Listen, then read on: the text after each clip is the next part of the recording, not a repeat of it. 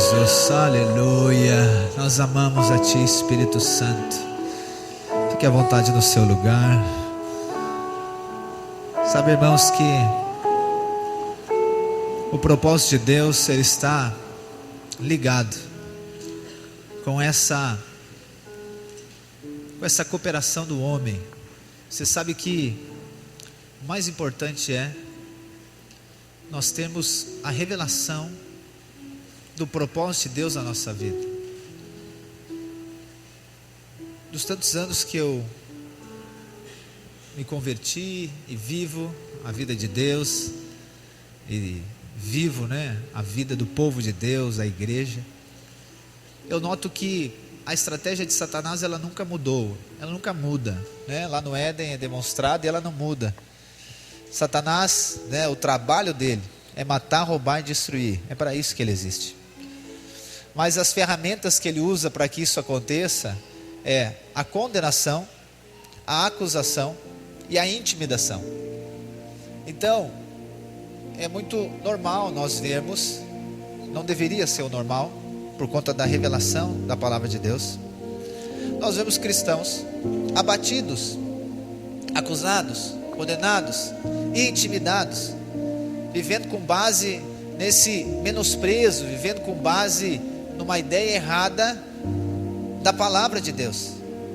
Há um medo, que eu vejo nos cristãos, de tornar-se orgulhoso e soberbo, e isso parece bom, só que despreza o propósito da criação. Nós começamos a falar no último domingo acerca do reinar em vida, e eu trouxe para você o propósito de Deus na criação. Deus criou o homem para governo, para domínio. E você viu também que esse governo e domínio não é sobre as pessoas, mas é sobre o ambiente, é sobre os recursos da terra, é governar sobre a terra. Então eu e você não fomos criados e formados para ser governado, nós fomos criados e formados por Deus para governar. Gênesis capítulo 1, versículo 26 e 27. É isso, exercer o governo. E aí quando nós aceitamos agora, Satanás nos intimidar, nos acusar e nos condenar, nós vamos ser governados por conta das circunstâncias, das situações. E essa intimidação, esse resultado de aceitar as mentiras de Satanás, é que tira você do propósito que Deus tem para a sua vida. Você não deixa de ser filho de Deus, não deixa de ser amado de Deus, mas eu e você, debaixo de condenação e acusação, nos tornamos inoperantes diante do reino de Deus. Então Satanás conhece você muito bem, Deus conhece você muito bem, mas Satanás também conhece você. Então ele sabe como tornar você inoperante, é roubando a fé. E não é a fé em você, é a fé naquilo que Deus fez. E o que Deus fez? Enviou o Filho para nos salvar. Então isso está ligado com graça de Deus. Então quando eu e você paramos de crer na graça de Deus, eu e você vivemos debaixo de condenação e acusação. Logo nos tornamos inoperantes diante do propósito de Deus. E aí a gente vive como se vivesse, como vivem pessoas que não creem. Pessoas que não têm a vida eterna garantida com Deus, pessoas que não estão debaixo do favor de Deus. O fato de nós sermos filhos e amados de Deus, favorecidos de Deus, não nos faz pessoas melhores do que outras, não, mas nos faz favorecidos. Favorecidos, você não é melhor do que ninguém, mas se você crê em Cristo, você é favorecido, não por conta de você, mas por conta dele. E aí nós entendemos que Deus, ele decide governar a terra. Só que para isso ele cria o homem para o governo da terra. Então a perspectiva de Deus em relação ao reino é o que? É colonizar a terra. Só que essa colonização precisa ser a partir da sua criação. A sua criação é feita, lembra que eu falei para você, o homem é essa dualidade, é feita do Espírito de Deus e da terra. E aqui agora, o homem ele atua na terra. Eu sei que muitos cristãos, eles querem ir para o céu, mas a vontade de Deus é que o céu venha para a terra, no sentido de reino, o reino dos céus venha manifestar aqui na terra. E aí a religião trouxe essa ideia de que você precisa se preocupar com o céu, você não precisa se preocupar com a terra. E aí muitos cristãos, eles vivem com base nesse engano, nesse erro, e aí desprezam os seus dias, desprezam o tempo que Deus deu aqui. Ok, nós podemos, se o Senhor nos levar, ou me levar, por exemplo, amanhã, ok, eu vou estar com o Senhor, mas depois nós vamos voltar, porque o reino vai vir para a terra, é o reino que vai descer para a terra, é isso que vai acontecer. Está entendendo? Então, a terra é o nosso campo missionário, é o nosso lugar de atuação. E isso está ligado com tudo aquilo que nós fizemos. E aí a gente vai começar a entender o que Jesus fala, né, nos evangelhos. Por exemplo, Jesus fala lá em Mateus 5: brilhe, portanto, a vossa luz diante dos homens, para que o vosso Pai celestial seja glorificado. Mas brilhe a vossa luz, essa luz é por conta de Cristo. Brilhe ela onde? Na terra. Brilha ela diante dos homens. Aonde os homens estão? Na terra. Então brilhe a vossa luz na terra. Aonde, pastor? Lá no seu trabalho, na sua casa, naquilo que você fizer, brilha a luz de Deus. Como? Governando. De que maneira? Dominando sobre o ambiente e as circunstâncias. E aí o reino de Deus tem essa aplicação pessoal em nós, né? Ou seja, eu sou governado por Deus. Só que isso é mais fácil que você imagina. Isso não está ligado com um esforço seu. Isso está ligado com você ter revelação da sua cidadania. Quando você nasceu de novo, você nasceu na família de Deus, amém? É por isso que você é filho de Deus. Só que do mesmo modo, você nasceu também no reino de Deus. Lembra Colossenses capítulo 1, versículo 13? Diz o quê? Que Ele nos transportou do império das trevas e nos colocou no reino do seu Filho amado. Então eu e você nascemos filhos de Deus, mas também nascemos no reino de Deus agora. Então a partir de agora nós somos cidadãos do reino. E esse reino está no céu, e esse reino está ligado com o governo. Então ser governado por Deus não é um esforço, é uma questão de revelação do meu nascimento, revelação da minha identidade. E isso sim, né, a nossa mentalidade ela vai sendo transformada para que isso aconteça. Só que eu quero dizer para você que não é esforço, da mesma maneira que você não tem que fazer esforço para ser aceito por Deus, porque é por conta do que Cristo fez. É da mesma maneira que você não tem que fazer esforço para ser governado por Cristo e por Deus, não. Você nasceu, você é cidadão do reino. Então a partir disso, você entende agora como que serão os seus dias. Aí a pergunta é, será que eu posso fazer isso ou posso fazer aquilo? Será que eu posso vestir desse jeito? Quando você tem a revelação de onde você é, você pergunta para você mesmo, será que alguém que é do reino do céu, ele teria essa atitude? Será que alguém do reino do céu vestiria desse jeito? Será que alguém do reino do céu teria esse desempenho? E isso não deve gerar condenação e acusação para você, mas isso deve direcionar os seus dias. Está entendendo? É porque a religião ela traz a regra, ó, tem que ser desse jeito, tem que ser dessa maneira. E aí eu e você ouvimos mentiras da religião a nossa vida inteira. A religião não está ligada com a questão igreja simplesmente. Existem igrejas sim que são religiosas, mas a religião é toda a tentativa do homem de ser aceito por Deus, é a tentativa do homem de conectar com Deus. Eu falei para você na semana passada, é isso? E aí nós desprezamos aquilo que Deus colocou na nossa mão.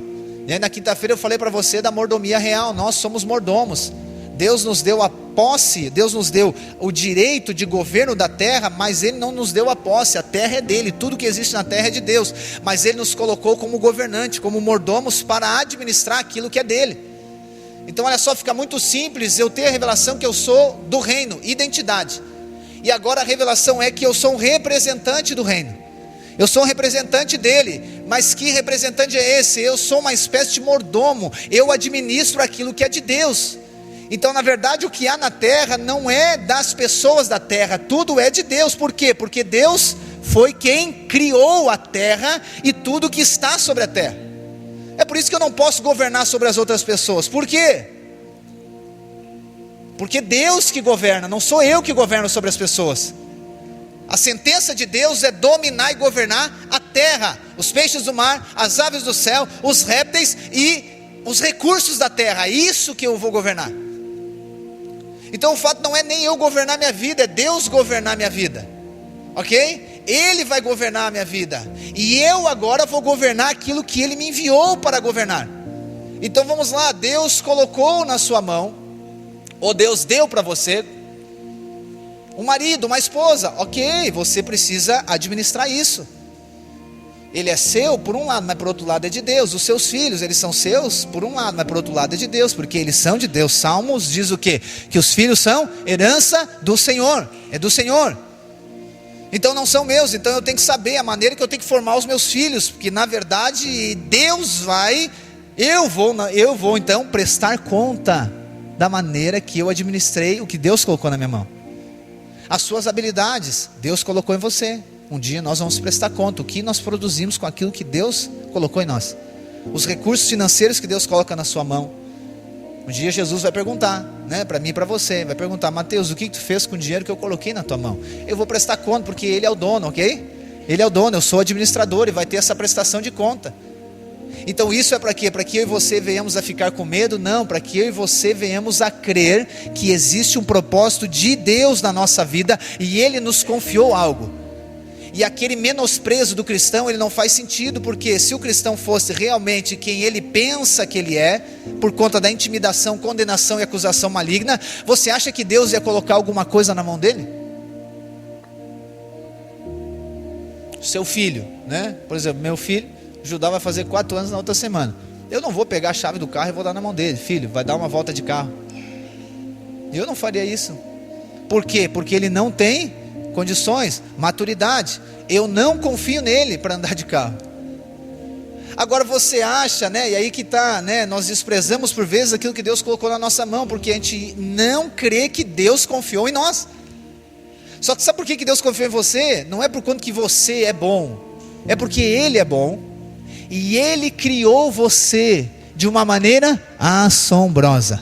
Lembra lá na criação? Deus cria todas as coisas e Ele diz: isso é bom, isso é bom, isso é bom. Quando Ele cria o homem, o que Ele diz? E viu que era muito bom. Pastor, assim eu vou ficar orgulhoso.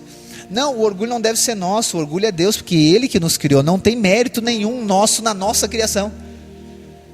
Então governar a terra, governar as circunstâncias, não tem orgulho nenhum nosso.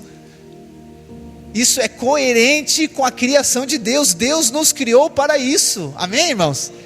Então não fique com medo, sabe, de cumprir com o propósito de Deus na sua vida, com medo de se tornar orgulhoso, soberbo, arrogante. Não, o medo de ter sucesso, o medo de multiplicar, o medo de crescer, o medo de dar certo. Não tenha isso, porque Deus criou você para isso. Deus criou você para multiplicar, e tudo que Ele coloca na sua mão, lá na criação, o desígnio de Deus é o que? Sim, domine a terra, domine os recursos da terra. E Deus os abençoou e disse: sede fecundos e multiplicai-vos. Muita gente acha que é só ter filho. Também é ter filho, mas é multiplicar tudo aquilo que Deus colocou na nossa mão. Deus escolheu, criou você para exercer governo, e esse governo é exercido através dessa multiplicação daquilo que Deus colocou em você. Então esse é o parâmetro, ou a perspectiva do reino. Então o menosprezo não faz sentido, irmãos. Menosprezo não faz sentido. Pastor, mas e aí se eu sei que a dúvida do cristão, mas se eu fizer algo que seja da minha cabeça, se eu fizer algo que eu me sinta orgulhoso e soberbo, pode ficar tranquilo, o próprio Espírito Santo vai dizer para você. Ele vai dizer para você: está fora, não é desse jeito. Isso é orgulho, isso é soberbo. Você precisa estar seguro. Você precisa estar seguro que o rei, lembra que eu falei aqui, né? Na quinta-feira, o rei, nosso rei Jesus, também é nosso irmão mais velho, amém? O Criador dos céus e da terra é nosso Pai celestial. Jesus é firme, sim, Ele é exigente, mas a exigência de Jesus não anula o seu amor, ok? Não anula o seu amor. Então não tenha medo de ser ensinado, disciplinado, corrigido pelo Rei Jesus.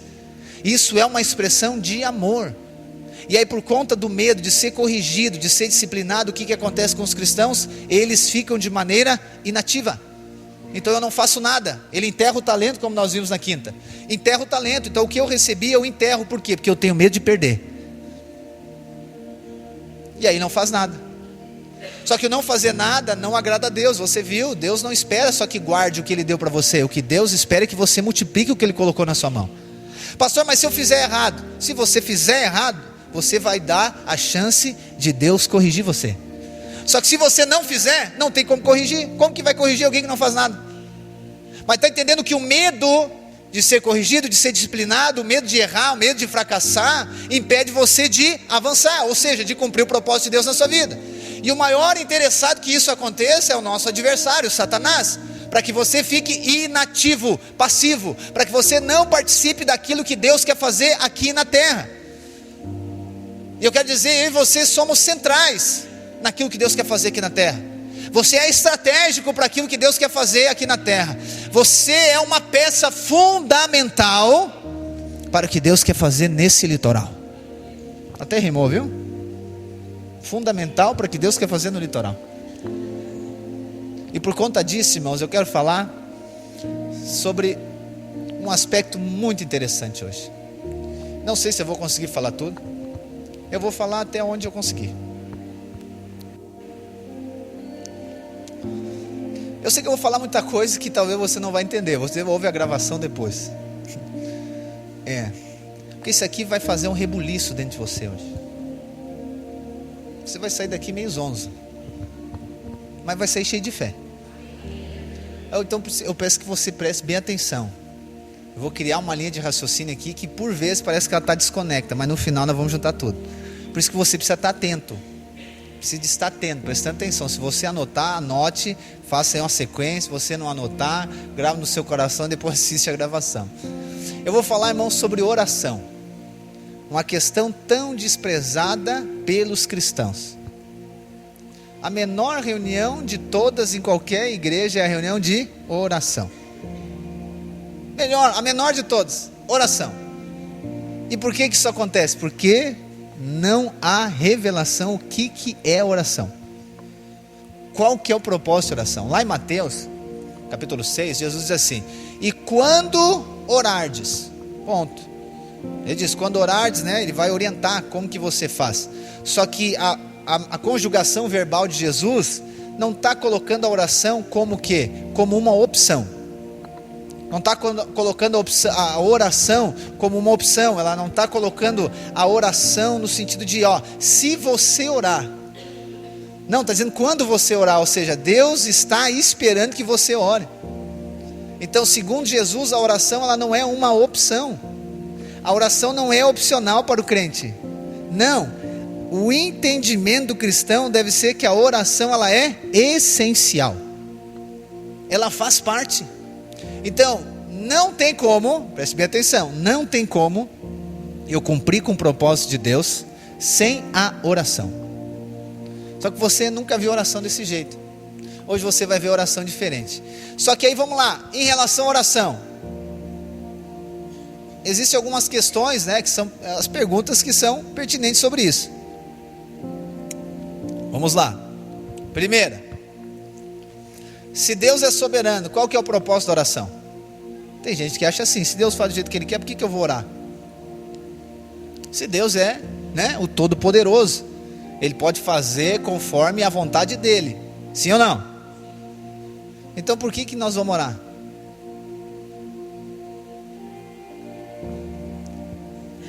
Segundo, se Deus, Ele é imune da nossa influência, o que adianta nós orarmos? Por que nós vamos orar? Se é da vontade dEle, é Ele. E se eu orar algo que é diferente da vontade de Deus, Ele vai fazer? Você acha que sim ou não? Se eu orar algo contra a vontade de Deus, Ele vai fazer sim ou não? Pode responder, está valendo. Valendo 5 pontos. Ele não vai. Pastor, então o que adianta orar? Por que eu vou perder tempo orando? Porque Deus sabe de todas as coisas. Ele sabe de tudo. Se você orar por algo e Deus decidir fazer o contrário, aí você, meu Deus.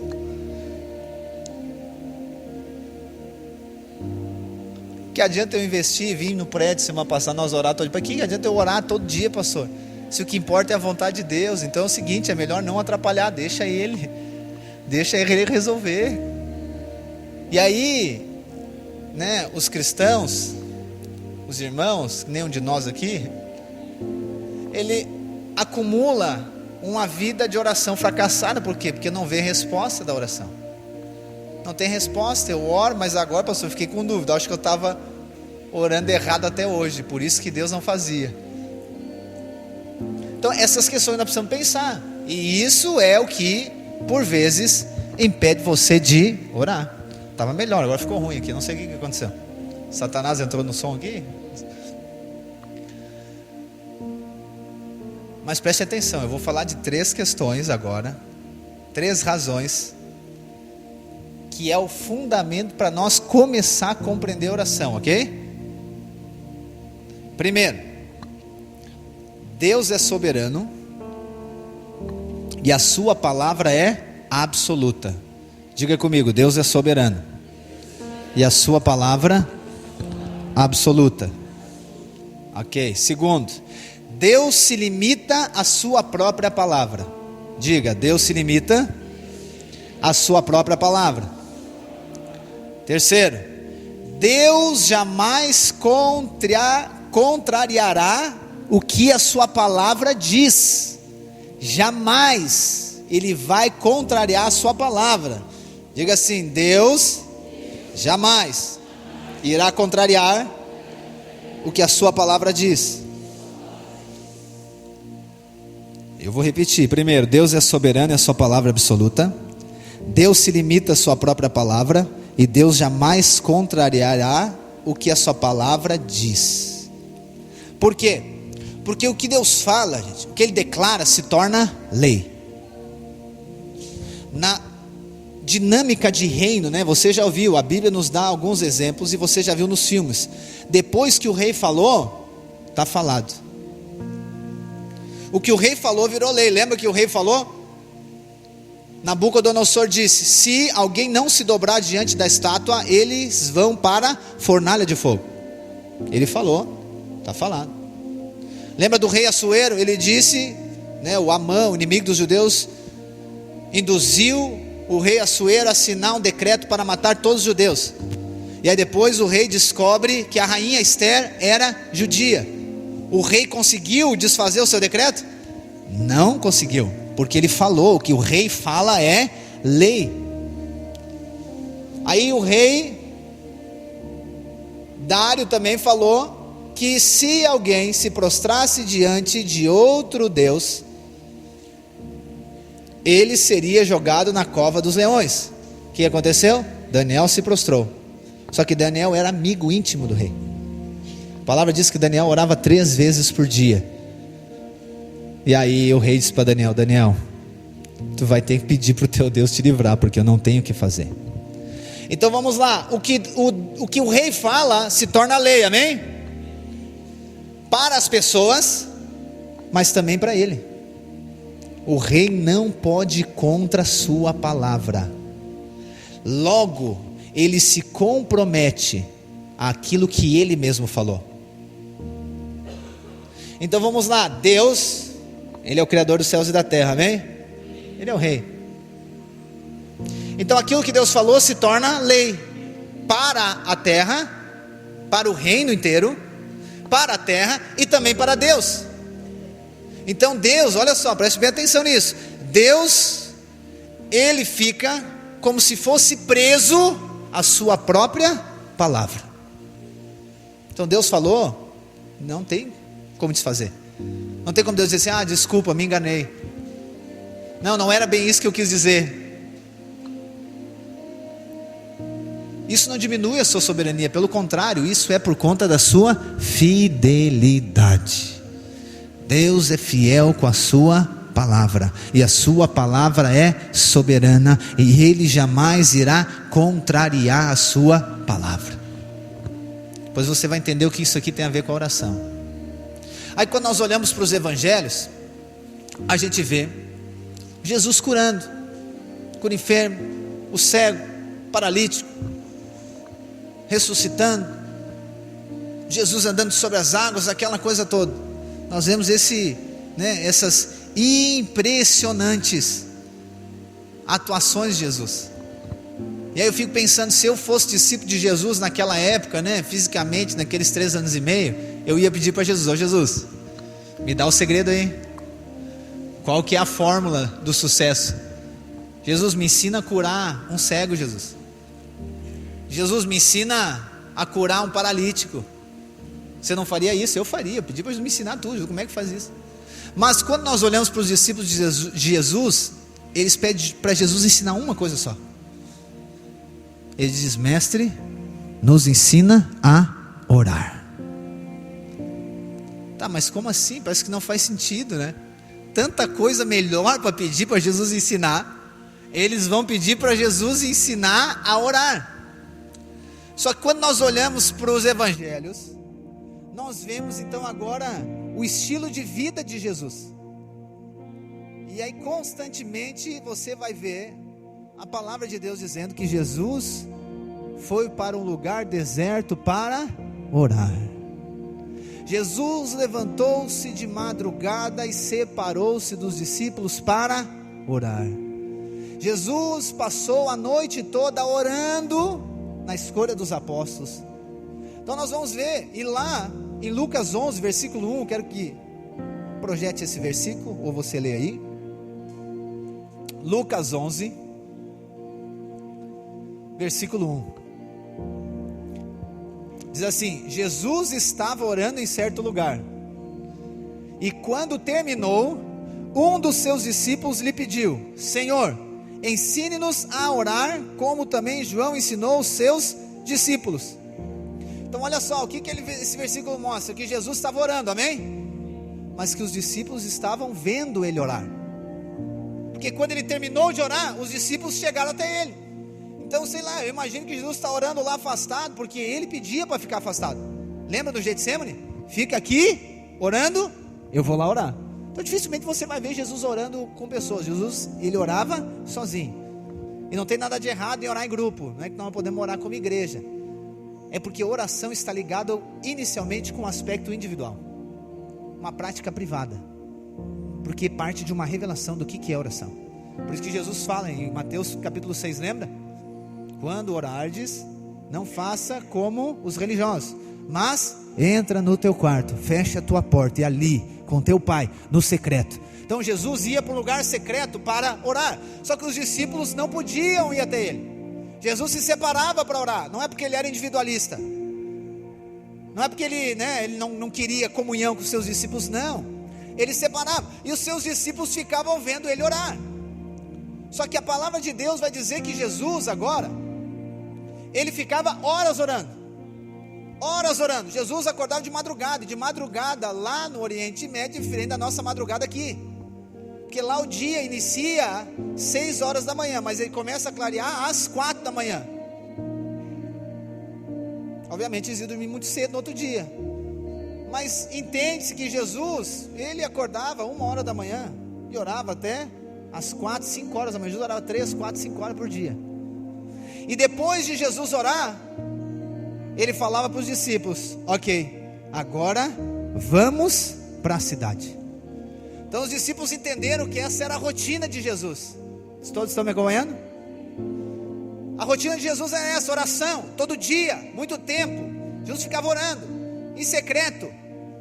E aí os discípulos, em algum momento pediram: Jesus, nos ensina a orar. Por quê? Porque quando ele dizia vamos para a cidade, ele percorria as cidades fazendo o quê? Curando os doentes e libertando os que estavam cativos.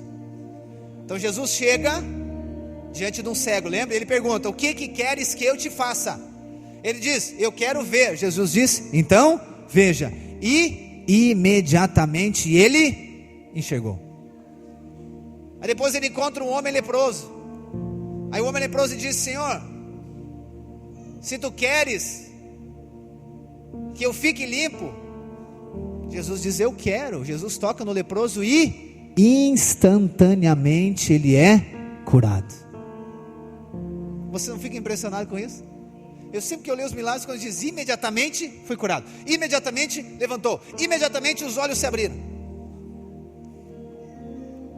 Jesus se aproximou do pai que estava com o filho doente e perguntou: o que ele tem? O pai disse: meu filho está possuído por um demônio. Jesus disse: traz ele aqui. E ele só disse: sai, e o demônio saiu na hora, e o menino ficou perfeito. Irmãos, eu acredito que os discípulos, eles ficavam tão maravilhados quanto nós ficamos quando lemos os evangelhos. E a pergunta é: como que isso acontece de imediato? Lá em Mateus capítulo 17, nós vamos abrir, mas a história é o seguinte: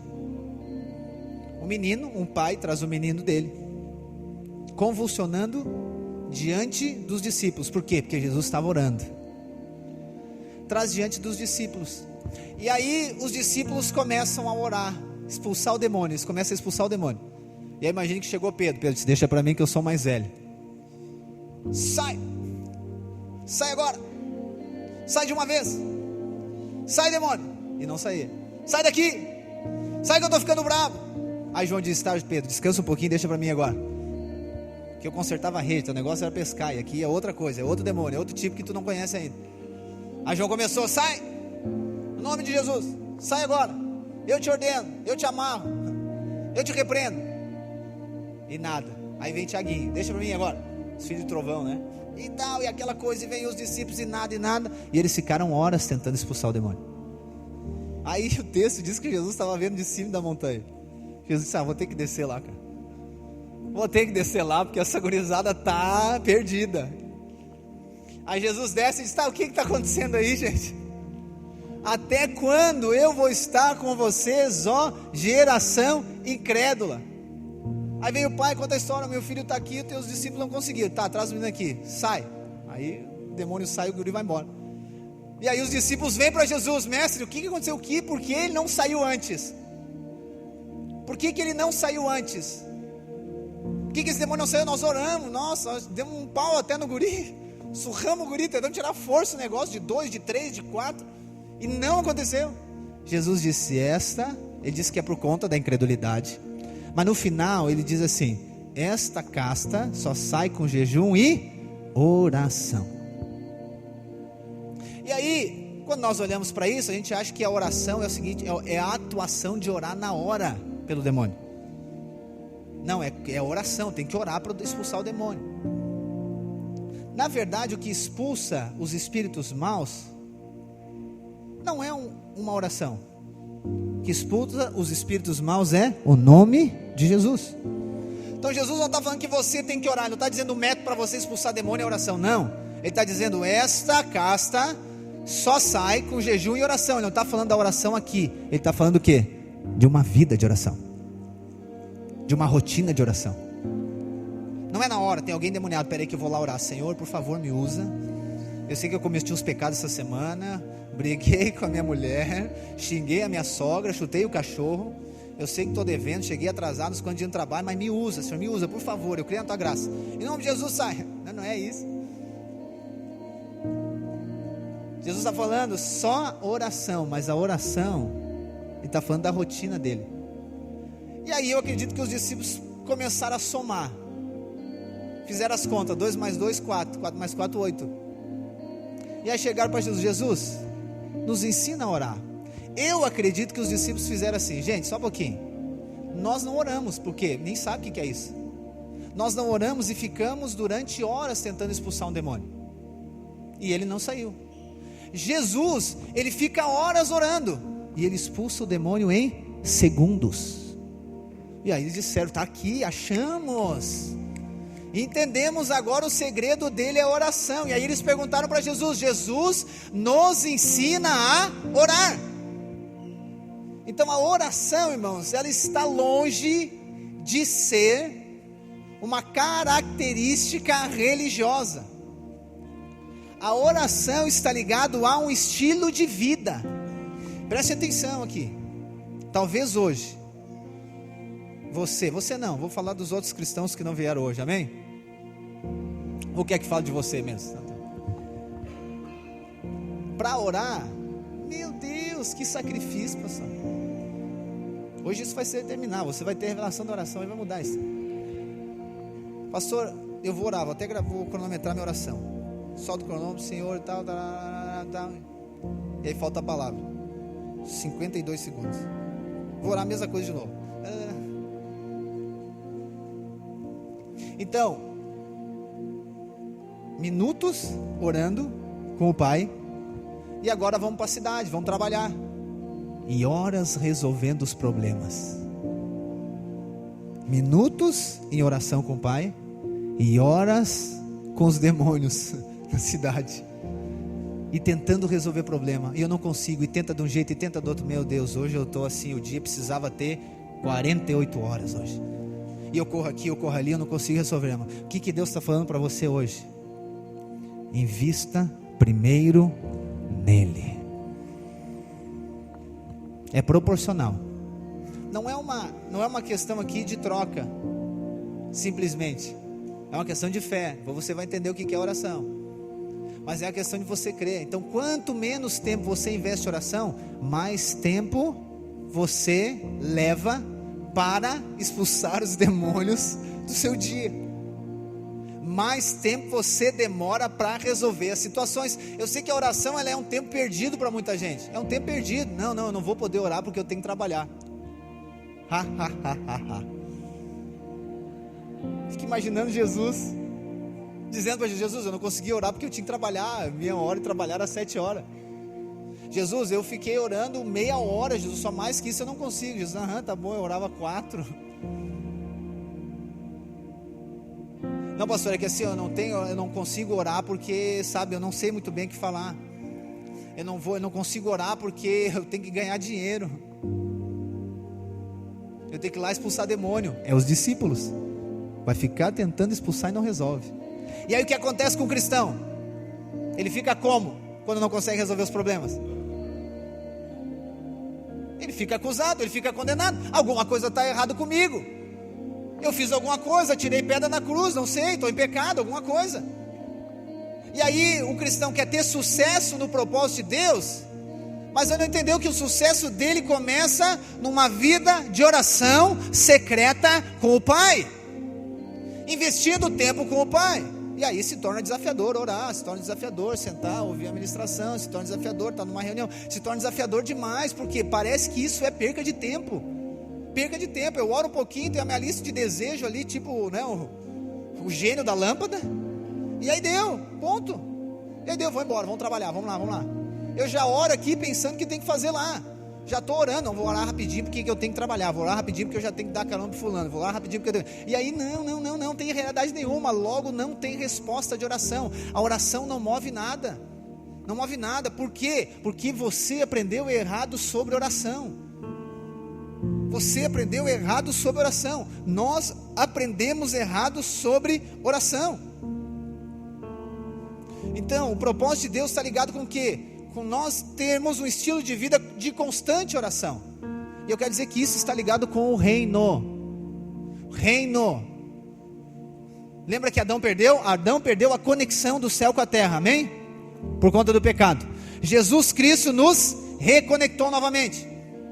E agora a oração é essa maneira de comunicação nossa com o reino. Então antes de eu exercer algo para o reino da onde eu sou, eu preciso de ser orientado por ele. É a mesma coisa, chega numa empresa, né? Eu trabalhei em algumas empresas que a primeira coisa que nós fazíamos é reunião, vamos ajeitar as tarefas do dia, né? Fluxo do trabalho, é isso, vamos fazer, ponto, agora vamos trabalhar. Então reunia primeiro, planejava primeiro, para depois trabalhar. E isso, né, eu sei que parece tão prático isso, eu estou falando no modelo de empresa para você entender, mas o reino é assim. Então eu vou ao Senhor, eu sou instruído, sou direcionado, aqui uma comunicação do céu com a terra, através aqui da oração, e aí agora eu me levanto para trabalhar, eu me levanto para agir, eu me levanto para ter atitudes. Irmãos, isso aqui é revolucionário. Por quê, irmãos? Porque você não sabe como que vai ser o seu dia. Você sabe como é que vai ser o seu dia? Tem coisa, você sabe, mas tem aquele negócio que acontece do nada. Pastor, mas como é que é? Eu recebi orientação? Sim, é sim. Mas não é você ir lá com aquela oração pronta, como eu falei, de pedidos. Simplesmente você deve pedir, porque o Pai é bom, amém? Mas você deve chegar diante do Pai, diante do Rei, e dizer assim: Senhor, o que nós vamos fazer hoje? Senhor, como que vai ser? De que jeito? De que maneira? E aí o Espírito vai guiar você a quê? A orar. E aí depois agora nós vamos para ação.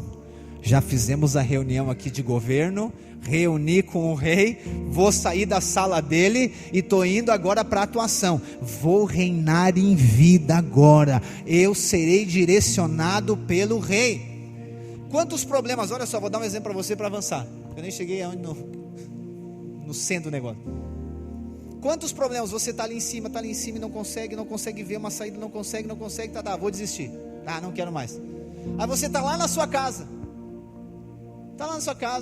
sentado, na posição de descanso, e está aqui, daqui a pouco você, cai a ficha, né?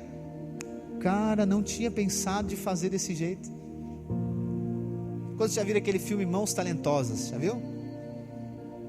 Do médico cirurgião. Ele está lá, ele vai fazer algo inusitado, é verídico, né?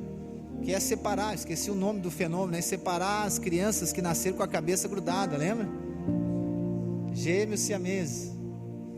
E aí ele vai fazer, ninguém tinha feito, ele é o cara, ele tinha feito uma outra cirurgia, ele era muito confiável. E aí o que acontece? Ele era cristão, era crente, né? E aí ele aceita, ok, vamos fazer a cirurgia. Só que ele não sabe como fazer.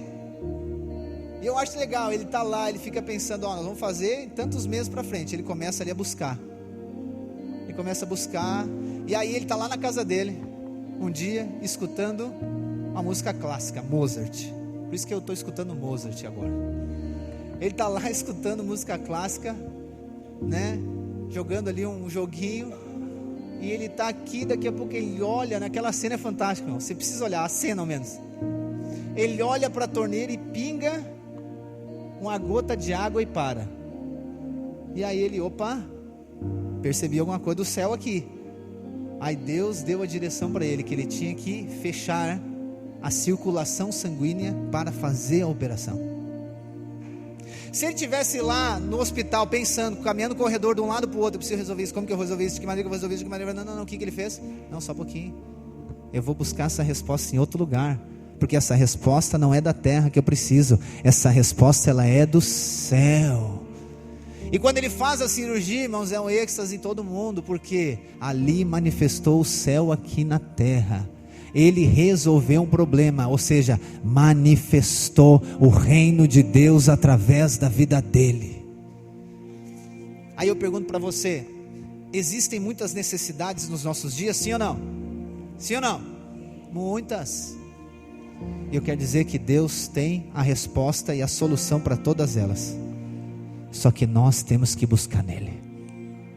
Pastor, mas o meu casamento não tem jeito. Onde é que você está buscando a resposta? Pastor, o meu negócio não tem jeito, a minha empresa não tem jeito, o meu trabalho não tem jeito, essa cidade não tem jeito, esse litoral não tem jeito. Tem, porque quando o reino vem, coloca tudo no lugar. Mas nós precisamos buscar a direção do alto, a direção de Deus, irmãos. E agora, vamos avançar.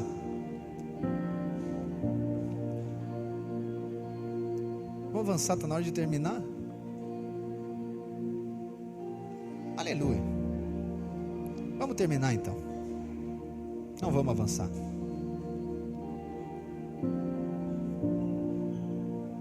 Só um pouquinho.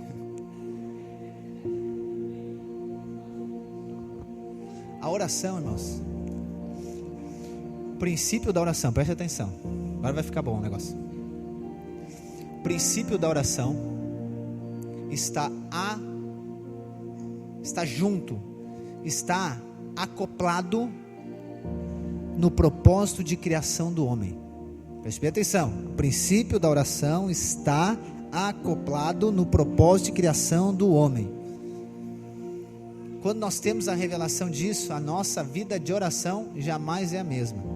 Eu quero pegar esses dois aspectos para falar para você. Vamos lá em Gênesis 1:26 de novo, que é o primeiro aspecto disso, tá? Vamos lá, Gênesis 1:26. Gênesis 1:26 diz assim: e Deus disse: façamos o humano à nossa imagem, conforme a nossa semelhança. Tenha ele domínio sobre os peixes do mar, sobre as aves do céu, sobre os animais domésticos, sobre toda a terra e sobre todos os animais que rastejam pela terra. Amém? Deus disse: tenha ele domínio. Lembra que nós falamos no início que Deus, quando Ele fala, a sua palavra vira lei. Ele mesmo fica limitado à sua palavra. Então Deus disse: tenha ele domínio. Deus não disse: tenhamos nós domínio. Então aqui Deus deu domínio para o homem. Deus deu domínio da terra para o homem. E o homem é a criação de Deus. Então esse aqui é o primeiro aspecto que vai encaixar na oração. O segundo aspecto, ele está ligado agora com Gênesis 2, versículo 7. Vamos lá. Primeiro é o domínio. Deus deu domínio ao homem, e ele falou, está falado, é lei. Ele mesmo ficou limitado por aquilo que ele disse. Gênesis 2, versículo 7. Então o Senhor Deus formou o homem do pó da terra, e lhe soprou nas narinas o fôlego de vida, e o homem se tornou um ser vivente. Então vamos lá, em Gênesis 1, 26, Deus criou o homem. Mas em Gênesis 2, capítulo 7, Deus criou o corpo do homem, tá? Então quando nós estamos falando de Gênesis 1, 26, que Deus criou o homem, nós estamos falando que o homem é o espírito. Lembra que eu falei para você semana passada? Que quando Deus diz façamos o homem, esse homem não é gênero, feminino e masculino, esse homem é espécie. Então o espírito não tem gênero, o espírito é homem, Deus chama de homem. Homem é o nome do espírito que Deus criou. Só que agora o que Deus faz? Deus dá o domínio para o homem. Só que agora Deus então criou o corpo para o homem. Da onde? Do pó da terra. Então vamos lá. Deus criou o homem, que é o espírito, amém? Deus criou o corpo do homem, que é do pó da terra. O espírito veio de Deus, amém? E o corpo veio da terra, amém? O nome do espírito é homem, ok? O nome do homem dentro do corpo é ser humano, humanidade. Então agora o homem, ele é espírito, mas ele também é do pó da terra, ele é natural. E para que Deus, por que Deus faz isso? O espírito para conectar com Deus, amém? E o corpo do espírito para conectar com aonde? Com a terra. E aí Deus disse: o domínio é da humanidade. Porque Deus agora, ele não pode, presta bem atenção nisso, Deus não pode agora relacionar com a terra diretamente. Por quê? Porque ele deu domínio para o homem. Deus relaciona com a terra por intermédio do homem, que é espírito. E para que o homem relacione com a terra, o que ele faz? Ele faz um corpo para o homem, ele faz uma casa para o espírito. Ele faz o corpo e coloca o espírito dentro. Todos estão me acompanhando aqui? Agora, não fique escandalizado com isso.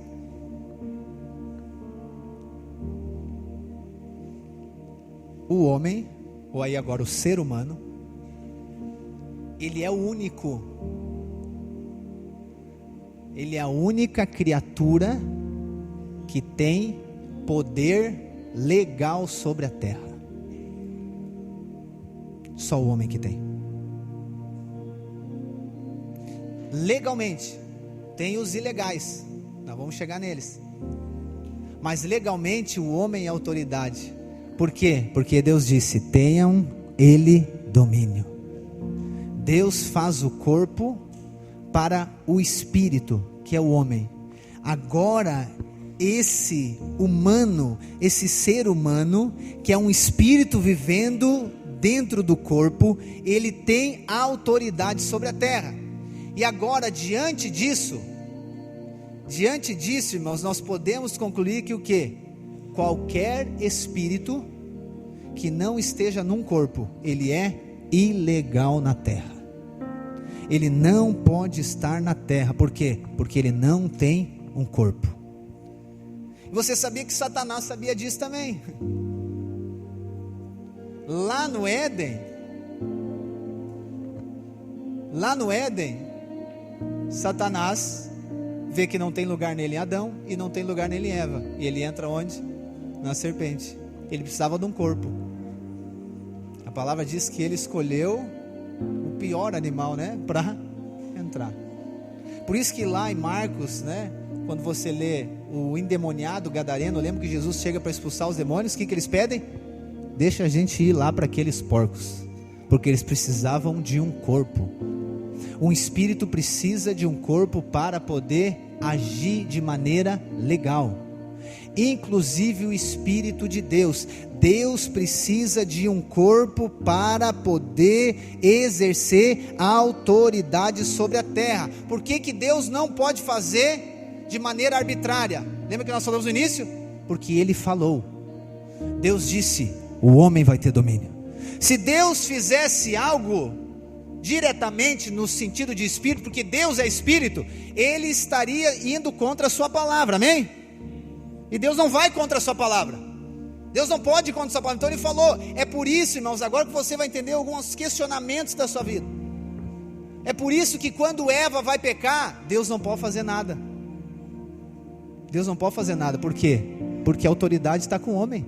Deus não pode fazer, Deus está preso, entende aqui? Deus está preso à sua palavra, porque Ele deu a autoridade para o homem.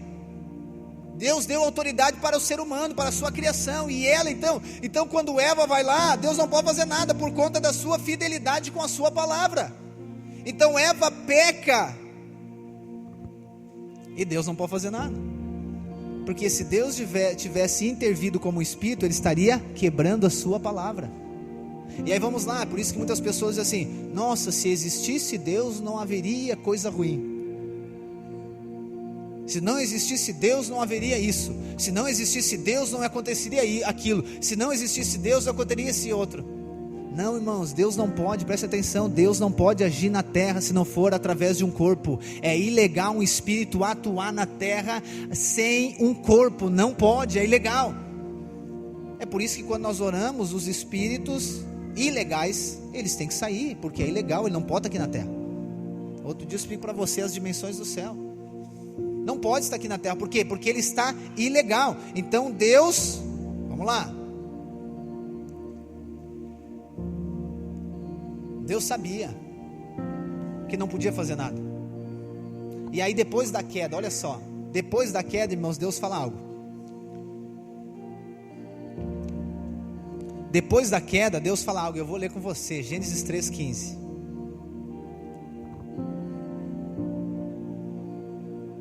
Os irmãos estão entendendo, irmãos, amém? Gênesis 3,15, depois da queda, Deus diz o quê? Porém inimizade entre você e a mulher, entre a sua descendência e o descendente dela. Este lhe ferirá a cabeça e você lhe ferirá o calcanhar. Então o que Deus está dizendo para Satanás? Parafraseando aqui, né? Deus está dizendo: Satanás, você sabe que eu não posso vir agora. Agora eu não posso fazer nada. Por quê? Porque eu sou um espírito. E o homem que era a autoridade que eu estabeleci, ele se corrompeu. Então Deus perdeu a conexão. Perdeu, Deus está dizendo, ó, não posso. Mas o seguinte, Satanás, essa mesma mulher que destruiu o ser humano, essa mulher, eu usarei ela para vir de maneira legal para a terra. Eu vou usar uma mulher, e o descendente dessa mulher será alguém que virá de forma legal para esmagar a sua cabeça. E você que já me ouviu falar disso, Deus está falando de Jesus ali. E aí lá em Gálatas capítulo 4, irmãos, e aqui de novo a palavra, Deus falou, então tem que acontecer. É por isso que você vê na história, né, em alguns momentos, lembra lá na época de Moisés, nascia uma criança e dizia, ó, parece que é o rei, porque tinha a profecia do rei, e eles matavam todas as crianças, por conta dessa palavra aqui. Quando Jesus, lembra? Quando Jesus então agora vai nascer, o nascimento de Jesus, e aqui vai fazer sentido para você o nascimento de Jesus, lembra que o rei fala? Mata todas as crianças. Por isso que Jesus tem que ficar escondido, porque Satanás sabia da palavra que Deus tinha dito, o descendente da mulher, o filho da mulher, a mulher que tu usou para derrubar a humanidade, é a mulher que vai gerar um descendente, que eu vou esmagar a tua cabeça, Satanás. E aí lá em Gálatas 4, versículo 4 diz assim, mas quando chegou a plenitude do tempo, Deus enviou o seu filho, nascido de mulher. Aleluia. Jesus nasceu de uma mulher, de uma virgem. Mateus capítulo 1 versículo 23, que reescreve a profecia de Isaías. E eis, preste atenção, e eis que a virgem conceberá e dará luz a um filho, e ele será chamado pelo nome Emanuel. Diga, Emanuel. O texto diz que Emanuel significa Deus conosco. Deus conosco é o seguinte: Deus é o Espírito. Deus é Espírito. O texto diz que Emanuel é Deus conosco, ou seja, é o Espírito dentro de um corpo, é Deus dentro do homem, é Deus dentro da mulher, é Deus dentro de uma casa da terra, é Deus sendo semeado dentro do corpo humano. Lá em Lucas capítulo 1, versículo 28, Deus vem até Maria. Deus vem até Maria e diz assim: Maria, você é favorecida, Maria. Ela diz: tá, mas por que eu sou favorecida? Deus diz: porque eu quero nascer do teu útero. Maria diz: tá, mas por quê? Porque eu quero entrar legalmente na terra. Maria diz: Senhor, eis-me aqui, seja feito como o Senhor disse. E aí Deus fez o quê? Falou. E o Espírito se juntou à carne.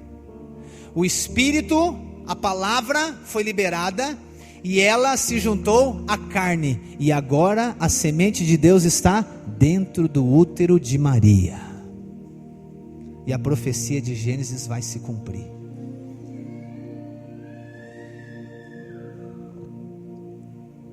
Deus disse: o descendente da mulher. Tem uma questão interessante, já vou finalizar, irmãos. Uma questão interessante, se você não sabe, talvez você não sabe, se você não sabe, você pesquise. Que Deus, irmãos, quando Ele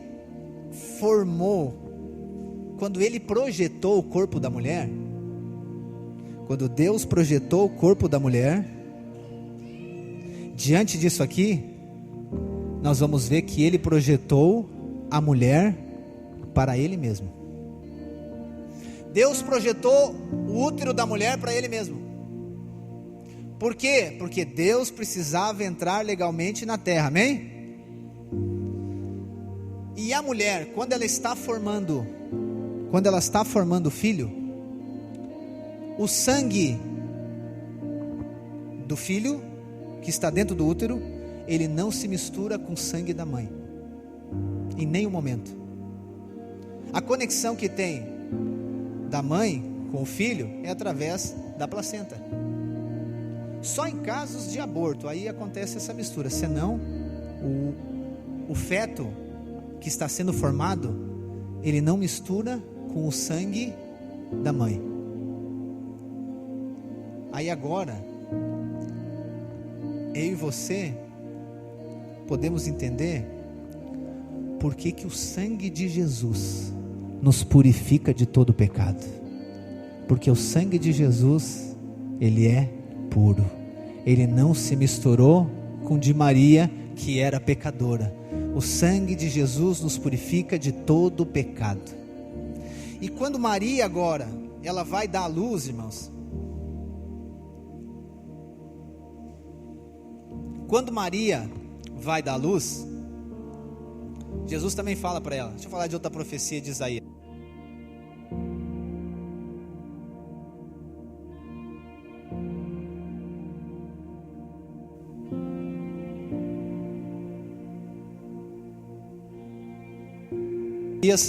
Agora sim. Isaías 9:6 diz assim: porque um menino nos nasceu, um filho se nos deu. Então não foi somente o menino que nasceu, foi um filho que foi dado. Então vamos lá. Maria, ela deu o menino. Jesus, Deus, deu o filho. Então Jesus é o Espírito de Deus dentro de um corpo humano. E aí agora Jesus, ele é o Salvador da humanidade, porque ele não tem pecado, não foi gerado em pecado, E aí a profecia de Isaías diz que o filho nasceu, o menino nasceu, o filho se nos deu, e o governo está sobre os seus ombros.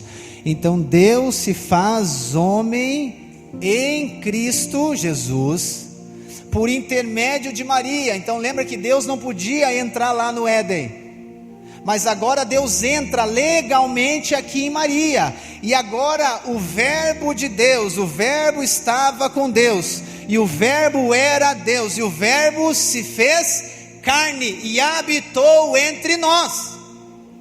E agora Jesus, o sangue de Jesus, que é puro, purifica toda a humanidade do pecado. Só que Jesus, ele traz o governo nos seus ombros. Ele traz o governo novamente. Aquilo que Adão perdeu, ele recupera. Então quando Jesus vai orar agora, o que ele está fazendo? Ele está conectando o céu com a terra. Jesus ora, conecta com o céu, porque Jesus é Deus, amém? Mas ele também é homem. Então ele conecta com o céu, e agora na sua atuação ele manifesta o céu. Só que isso não ficou restrito a Jesus. Jesus disse: aquele que crê em mim fará as obras que eu faço e ainda maiores. E agora aqueles que creem em Cristo, eles se tornam filhos de Deus, eles se tornam cidadão do reino do céu aqui na terra.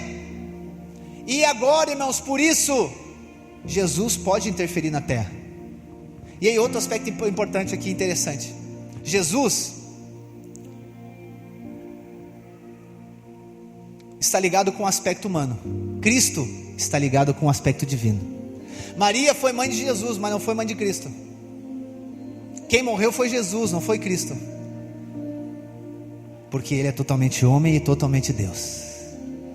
E aí o Filho de Deus se fez filho dos homens, para que os filhos dos homens fossem feitos filhos de Deus. Pastor, mas o que isso agora está ligado com a oração? Sabe por que Jesus pode falar para a enfermidade e a pessoa ser curada? Ele pode falar para uma árvore e ela ressecar? Porque ele é o representante legal do céu. Jesus não está ilegal aqui. Jesus é Deus, ele não tem pecado, ele tem autoridade, ele tem o governo. Ele pode falar para o enfermo levantar, e ele vai levantar. Ele pode dizer para o cego ver, e ele vai ver. Por quê? Porque ele é o Rei Jesus, ele é do reino do céu, e no céu não tem doença. Então ele traz o céu para a terra, curando os enfermos. É por isso que Jesus, ele pode dizer para os peixes entrar para a rede de Pedro. Por quê? Porque Deus deu autoridade para quem? Sobre os peixes, irmãos? Para o homem. Só que o homem perdeu, e Jesus resgatou. Então agora, por isso que Jesus pode orar, e a oração dele é respondida, porque ele tem autoridade, irmãos. A oração, agora você vai conceituar a oração. A oração, presta atenção, o que é a oração? A oração é o homem dando a Deus liberdade para agir na terra. Deus não pode agir na terra sem a liberação do homem. Então o homem libera Deus agir na terra. A oração é Deus recebendo licença do homem para interferir no planeta Terra.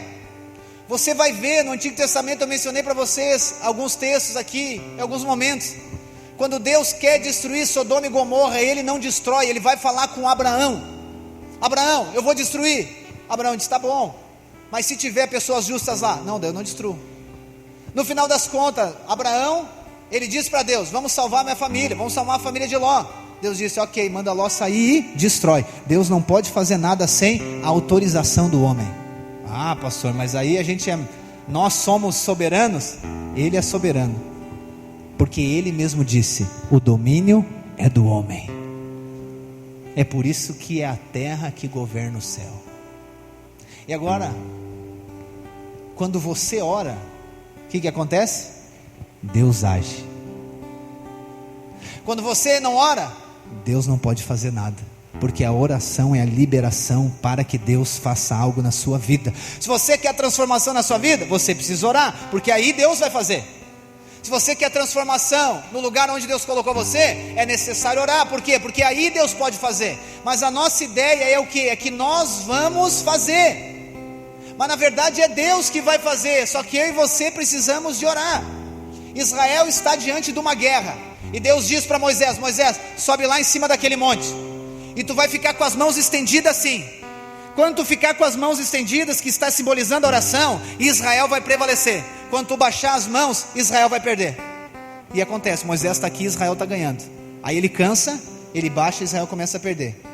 Aí vem duas pessoas, Arão e o outro irmão dele, levanta as mãos dele, segurando as mãos de Moisés assim. E ele segura a mão dele até que Israel vença a guerra. Isso é oração.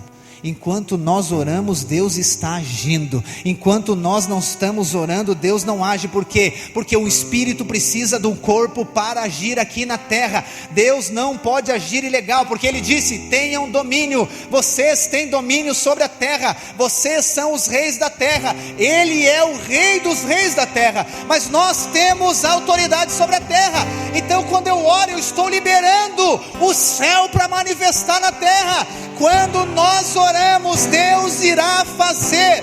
Quando nós não oramos, Deus não pode fazer, irmãos. E aí você entende agora por que Satanás faz você ficar intimidado, faz você ficar acusado, achando que você não é, você tem que trabalhar, você tem que fazer isso, você tem que fazer.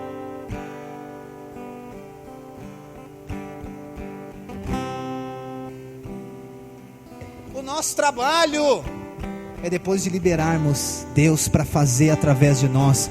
Deus quer fazer através de você.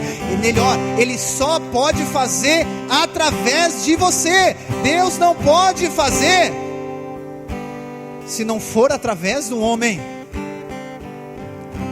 Deus não pode fazer se não for através de um homem. Então por isso que a oração é tão difícil para nós. É tão resistente orar. Eu não gosto de orar, pastor. Eu não sei orar, pastor. Eu não sei, isso é uma mentira que Satanás plantou na sua mente. E aí você depende de oração de outra pessoa. Não tem nada errado alguém orar por você, mas é você que está lá. Então Deus colocou você numa casa para quê? Para que eu possa dar liberdade para Deus fazer ali. Quando eu oro, Deus faz na minha casa. Quando eu oro, Deus faz na minha vida. É por isso que às vezes a gente vai orar por alguém e não acontece nada. Por quê? Porque não tem legalidade, não tem liberdade, não tem, está fechado. Deus não faz. Por quê? Porque está fechado. Mas quando você entende que você é o canal, lembra dessa expressão que eu sempre falo para você: nós somos um canal. E aí a religião faz com que eu e você sejamos passivos na vida cristã. A gente fica naquela posição, como eu falei, né? O teatro, nós somos a árvore do teatro. Tudo acontecer, nós somos a árvore aqui parado olhando. Pois é, eu sou a árvore de novo. E a sua vida acontecendo, o pau quebrando, o seu casamento destruído, a sua empresa quebrando, o seu trabalho, você cada vez pior, a cidade cada vez pior, tudo cada vez pior, tudo cada vez... E a gente olhando, tá ruim, né? Tá complicado, os dias de hoje tá complicado, né? E aí você fica de braço cruzado, coadjuvante do propósito de Deus. Você fica sentadinho, Deus vai fazer, pastor, eu sei que Deus vai fazer. Aí você vem no culto domingo, vem no culto quinta, vai no GC, ora, uma oração sem sentido, jejua, que é mais passar fome.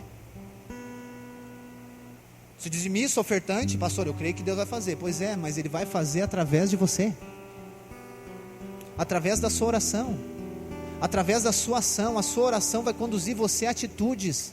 E aí você já viu o que Satanás fez com a mente dos cristãos? Cauterizou a mente. Então é passivo.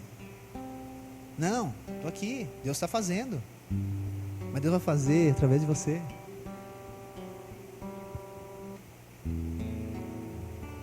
Você está lá, não, pastor, eu creio na graça.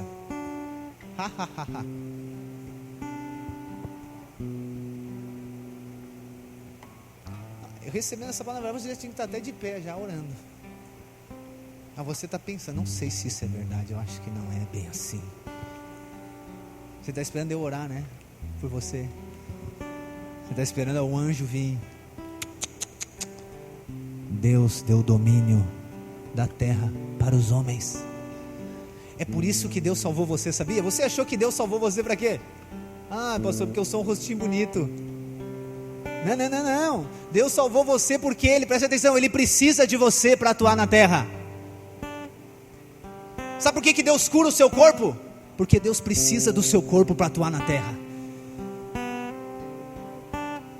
E aí você vive os seus dias preocupado com o quê? Com os seus problemas. Ah, pastor, eu acho que Deus não tem nada na minha vida. Eu acho que eu não acredito em Deus. Vai nessa. Não, pastor, esse negócio aí é para outras pessoas. Eu vim aqui só para receber uma palavra. Na verdade, nem queria ter vindo, eu vim por acompanhar alguém. Deus escolheu você. Você está aqui, Deus escolheu você. Eu e você precisamos da liberdade para Deus fazer algo nessa cidade, nesse litoral. Deus só vai curar os enfermos se nós orarmos.